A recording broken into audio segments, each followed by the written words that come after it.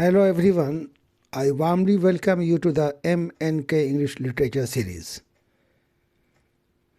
I am Dr. Naushad Khan and today we will be discussing the poem Virtue by George Herbert, one of the most significant metaphysical poets of the 17th century.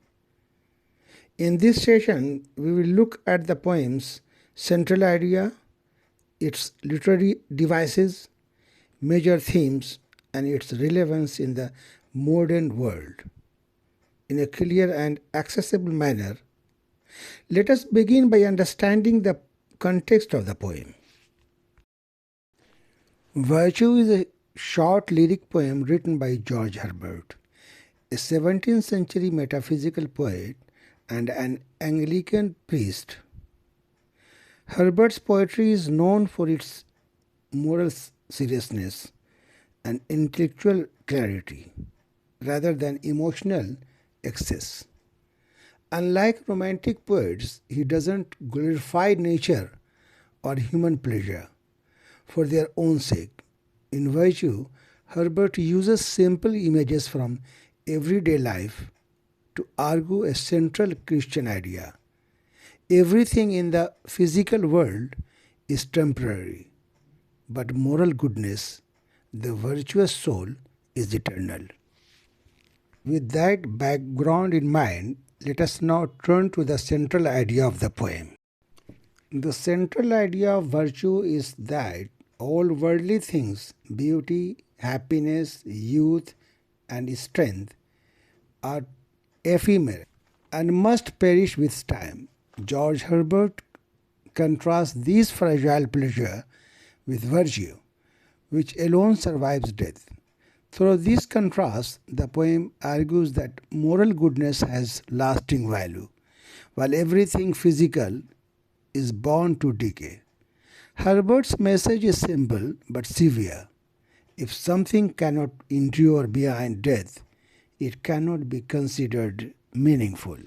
The central idea becomes clearer when we look at the poem stanza by stanza. Now let us recite the poem. Sweet day, so cool, so calm, so bright, the bridal of the earth and sky, the dew shall weep thy fall tonight, for thou must die. In this opening stanza of the poem Virtue, Herbert speaks about the short-lived nature of a delightfully bright and refreshingly cool and calm day.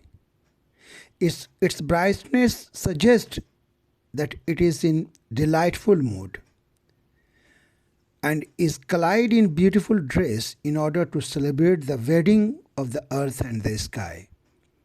Marriage is a happy occasion when people appear in their best dress and there is a spirit of joviality all around. In bright daylight, the earth and the sky seem to meet at the horizon.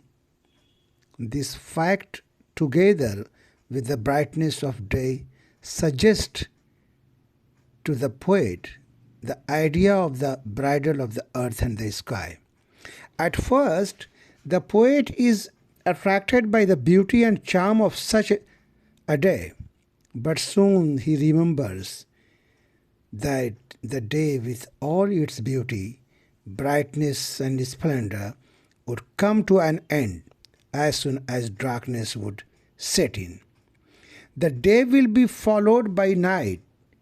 Light would be replaced by darkness, and tears would be shed in the form of dewdrops to mourn the passing away of day.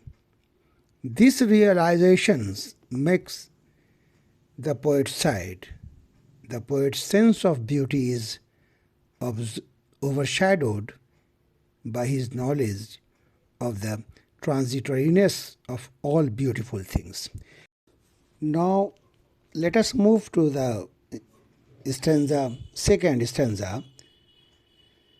Sweet rose whose hue angry and brave bids the rash gazer wipe his eyes. Thy root is ever in its grave, and thou must die.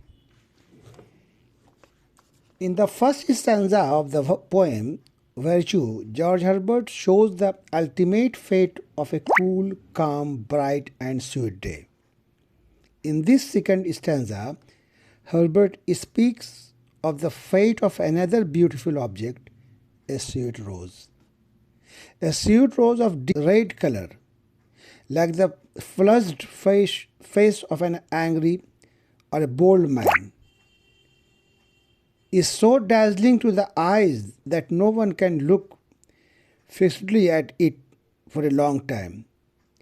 He has to rub his eyes because of the fatigue caused by its dazzle.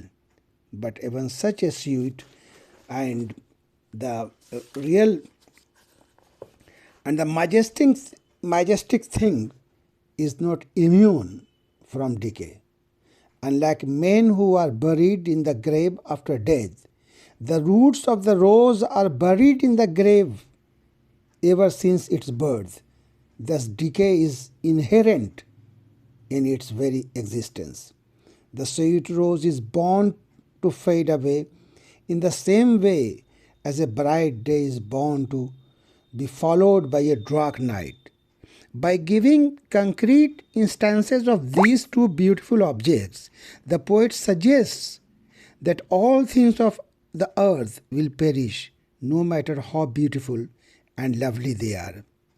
It may be noted here that the idea contained in the first two lines of this stanza is very far-fetched and most unusual. The comparing of the color of a rose with the color of the face of an angry or bold man is something unusual. But more unusual than this is the assertion that the color of the rose bids a rash gazer to wipe his eyes out of fatigue. Actually, the sight of a beautiful rose is soothing to the eyes. This unusualness is a typical quality of all metaphysical poets. Now come to stanza 3, the third stanza. Sweet spring, full of sweet days and roses, a box where sweets compacted lie.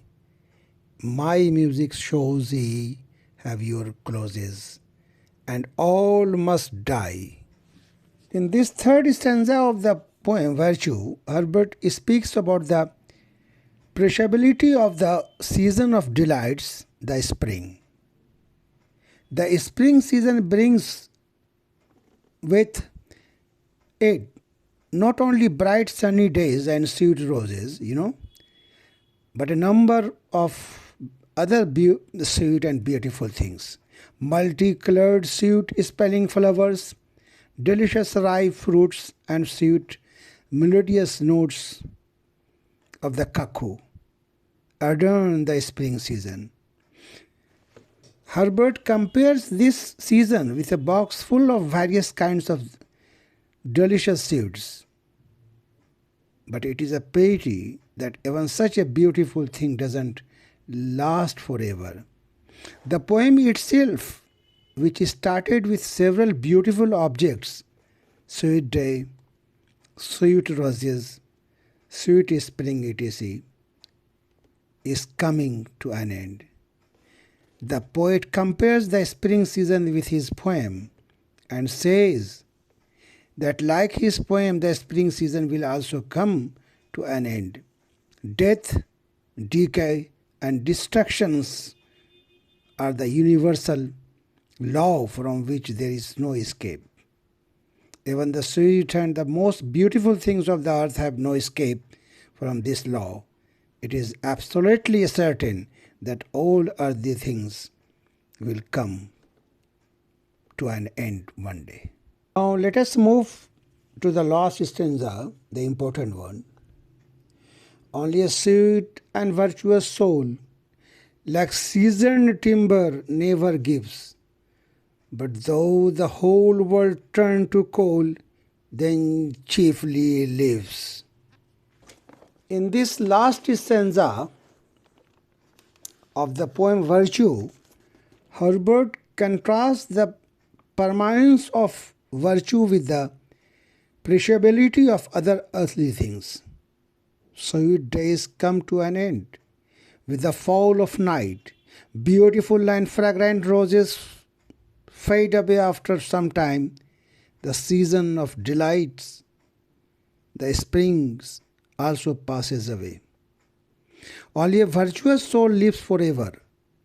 Just as seasoned timber doesn't decay easily, so the virtuous deeds of a man are never forgotten. Man may die physically, but his virtuous deeds remain in the shape of his glory. The whole world may be reduced to ashes, but the virtuous deeds of a man are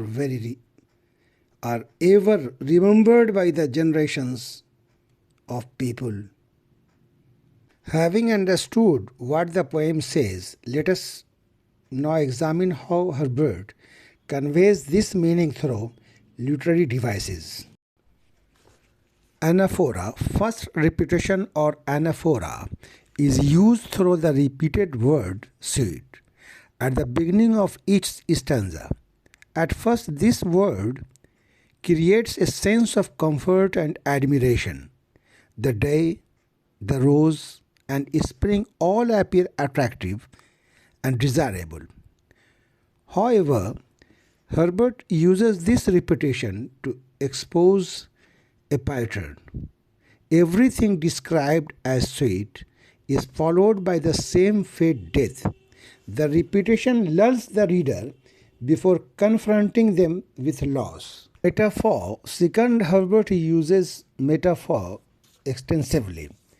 The sweet day, sweet rose, and sweet spring are not just natural images. They represent stages and attractions of human life. The day symbolizes a perfect moment. The rose stands for beauty and youth, and spring represents pleasure, vitality, and joy. Through these metaphors, Herbert reduces human pride to natural cycles that inevitably end. Personification. Herbert also implies personification when natural elements behave like living beings. The day dies, the rose fades, and spring seems capable of joy and sorrow. This makes their death feel personal and unavoidable, strengthening the emotional effect. These literary devices help bring out the major themes of the poem. Themes in virtue. The foremost theme of the poem is the transience of worldly life. Herbert shows that beauty, pleasure, youth, and strength are all temporary and must end in death. Closely linked to this is the theme of the permanence of virtue. While physical things decay, moral goodness endures beyond death, giving true value to human life. The poem also explores death as a test of worth. For Herbert, whatever cannot survive death is ultimately insignificant. Finally, virtue reflects a strong Christian moral vision where the soul, not the body or worldly success, determines eternal significance. Although the poem was written in the 17th century, the message remains relevant even today. Modern relevance. Although virtue was written in the 17th century, its message remains strikingly relevant today. In a world that places immense value on appearance, success, and momentary pleasure, Herbert's poem challenges what we choose to admire, much like the sweet day or the sweet rose. Many modern achievements shine briefly and then fade. Herbert reminds us that when everything temporary falls away, only character and moral integrity endure.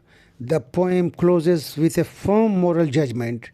True worth lies not in what pleases the eye or excites the senses, but in virtue which alone survives beyond death.